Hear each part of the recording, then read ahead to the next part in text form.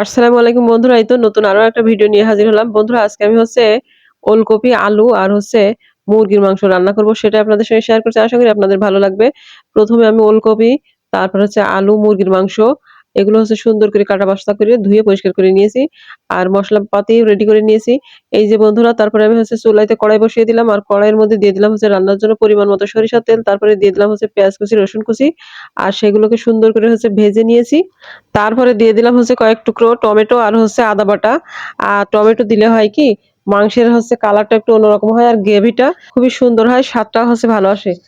আর এগুলো সুন্দর করে ভেজে নিয়ে কষানোর জন্য দিয়ে দিলাম পরিমাণ মতো পানি, মানে সামান্য একটু পানি। আর তারপরে দিয়ে দিলাম গুঁড়া মশলাগুলো এবং স্বাদ মতো লবণ। আর বন্ধুরা এখানে গুঁড়া মশলার মধ্যে আছে হলুদ গুঁড়া, তারপর মরিচের গুঁড়া, জিরা, ধনিয়া গুঁড়া আর আছে গরম মশলার গুঁড়া। আর এগুলো দিয়ে আমি সুন্দর করে মশলাটা একদম কষিয়ে রেডি করে নিয়েছি। এরপরে বন্ধুরা কেটে ধুয়ে রাখা মুরগির মাংসগুলো দিয়ে দিলাম। আর এগুলো একটু সামান্য পরিমাণে কষিয়ে নিয়ে এর মধ্যে দিয়ে দিলাম কেটে রাখা আলু আর শালগম গুলো। আর এখন আমি এটাকে সুন্দরভাবে কষিয়ে নিলাম। কষিয়ে নেওয়ার পরে দিয়ে দিলাম পরিমাণ মতো ঝোলের জন্য পানি। তারপরে বন্ধুরা রান্না করে নিলাম। আর এই যে দেখছেন একদম রান্নার ফাইনাল লুক। যাই হোক বন্ধুরা, নিত্য নতুন এমন ঘরোয়া রেসিপি দেখতে অবশ্যই বাংলা রান্নাঘরের সাথে সংযোগ থাকবেন। আল্লাহ হাফেজ।